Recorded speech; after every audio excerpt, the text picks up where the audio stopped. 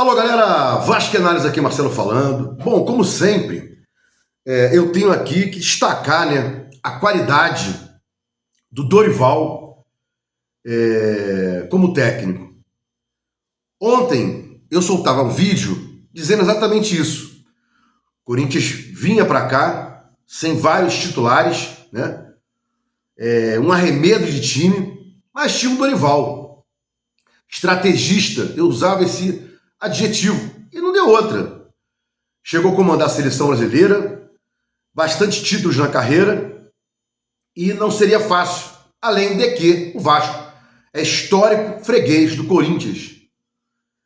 Ficou sem ganhar o Corinthians não sei quantos anos, veio ganhar aí ano passado, salvo engano, depois de não sei quantos anos, e mais uma vez a gente percebe que aquela partida antes do Mundial de Clubes contra o São Paulo foi acidente, e essa agora há pouco tempo, domingo passado, contra o Santos, também acidente de percurso. O Vasco conseguiu jogar de três formas diferentes, Santos de uma forma, Juventude de outra, e hoje com o Corinthians de outra forma, Já no primeiro tempo entrava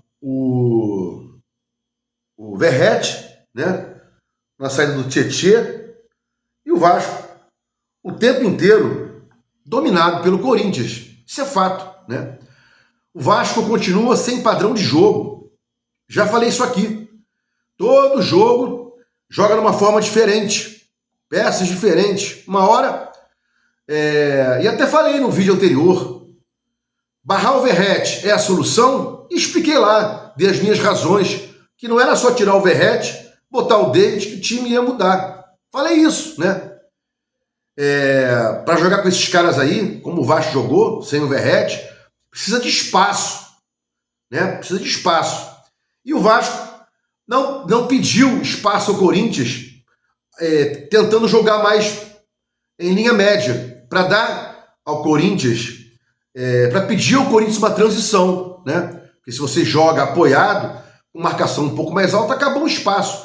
Corinthians com quatro jogadores no meio de campo, fazendo a função defensiva e ofensiva. Em dado momento, o Vasco com dois no meio de campo, um 4-2-4 maluco, E o Tietê avançando também, 4-1-4. E não deu outra, O gol do Corinthians em cima do Vasco, uma marcação dupla, um ataque duplo ali pela esquerda em cima do Puma. Puma já é fraquíssimo na marcação, já tinha errado esse mesmo tipo de cobertura contra o Mirassol. Eu sempre falei isso, e agora deixa o cara sozinho, o atacante do Corinthians, dominar a bola, olhar, ter calma, lançar, e novamente a zaga do Vasco afunda e fica ali, aquele buraco entrando da área e para dentro da área, porque todos os zagueiros afundam, E o Maicon faz ali 1-0 pro Corinthians, Repito aqui, Puma já não era bom na marcação, já não é bom na marcação, e tinham ali dois aí em cima dele, E só o Diniz não viu. E o Vasco acaba levando o gol do Corinthians, que merecia o gol, Eu não gosto de falar esse negócio de merecimento, eu acho patético, Mas contrariando a mim mesmo, merecia o gol, mais organizado, e com um montão de jogadores reservas aí, experimentos. É a qualidade do Dorival, Coutinho sempre vai ficar devendo. Depois que o Santos perdeu do Vasco de 6-0, sofri críticas aqui no meu canal. Aí, fala do Coutinho, não sei o quê, você fala mal do Coutinho, blá blá blá. Tem sempre um bobalhão para pegar um jogo e dizer que vale a pena colocar Coutinho para jogar. Lá atrás tinham bobalhões que sustentavam o Payet, Fazendo um gol aqui e outro ali, E sustentava, não, Payet é o substituto do Coutinho, O homem do bolinho pedia Payet, quase 2 milhões por mês, E primeiro tempo acabou exatamente assim. Corinthians melhor, fez seu gol, com o time reserva. E o segundo tempo começou Corinthians sem mexer e o Vasco também não. Só tinha havido aquela substituição que eu já falei aqui, né? E aí, novamente, o que sempre acontece no Vasco, e eu sempre falo para quem me acompanha, o Vasco sempre deixa na entrada da área jogador livre de qual time para bater pro gol. E o Garro, no banco, entra, chuta pro gol, no rebote, o Mateuzinho chuta para dentro, 1 contra 1, a bola passa pelo Jardim, gol dos caras, né? Vasco empatado com o Verratti de pênalti, né? Tava 1-1, Verratti arrumou lá esse gol pra gente, né? Aquela trombada lá com o zagueiro, e aí Corinthians 2-1, e logo depois, logo depois manteve isso melhor e fez o terceiro gol, né? Não adianta chegar e tirar Verratti, botar o David e continuar jogando, né? Sem espaços para esses caras. Vasco tem que mudar de jogo, tem que jogar como jogou com o Santos, né? Tem que ter um padrão só de jogo. E aí eu tava vendo aqui, né, assistindo pela Globo, Ricardinho, tem de porra nenhuma de Vasco, né? Tem de nada de Vasco. O Verratti vinha há muito tempo sem fazer nada, contra o Grêmio, contra o Inter, contra o CSA e tal, né?